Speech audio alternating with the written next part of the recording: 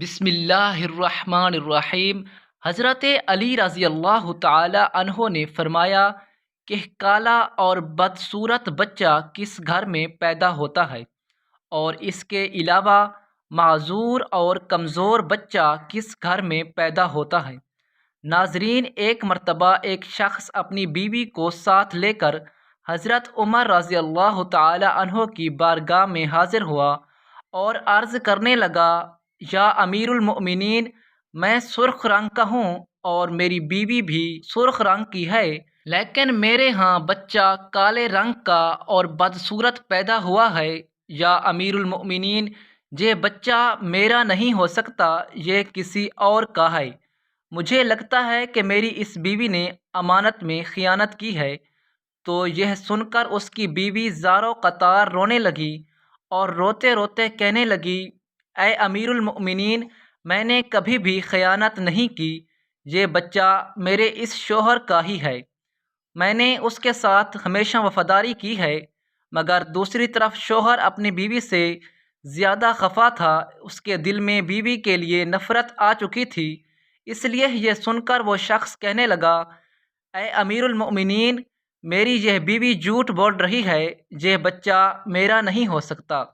یہ سن کر حضرت عمر رضی اللہ تعالی عنہ سوچ میں پڑ گئے اور سوچنے لگے کہ اب اس معاملے کا کس طرح سے حل کیا جائے۔ اس کے بعد حضرت عمر رضی اللہ تعالی عنہ اس شخص اور اس کی بیوی کو ساتھ میں لے کر حضرت علی رضی اللہ تعالی عنہ کی خدمت میں حاضر ہوئے تاکہ اس معاملے کا کوئی حل نکالا جا سکے۔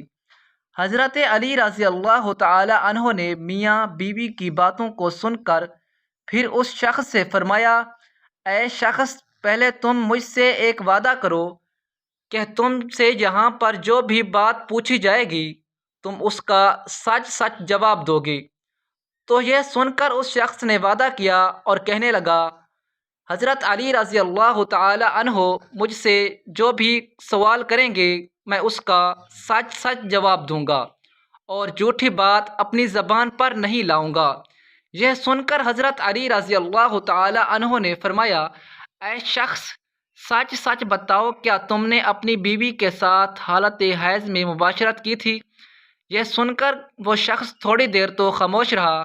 پھر کہنے لگا، ہاں اے علی المرتضیٰ رضی اللہ تعالی عنہ، میں نے اپنی بیوی کے ساتھ ایسی حالت میں مباشرت کی تھی جب وہ حالت حیض میں تھی۔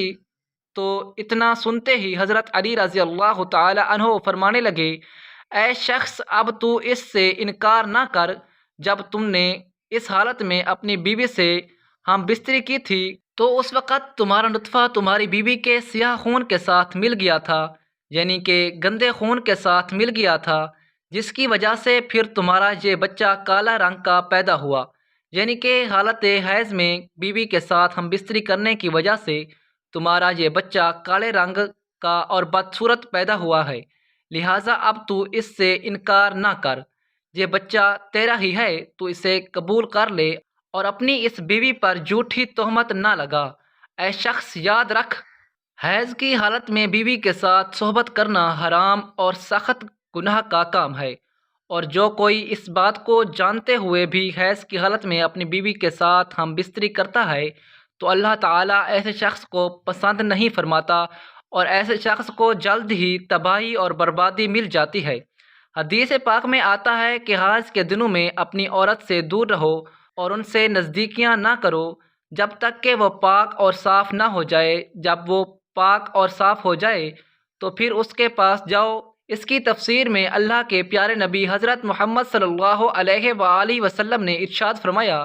حیض کے دنوں میں اپنی بیویوں کے ساتھ صحبت نہ کرو،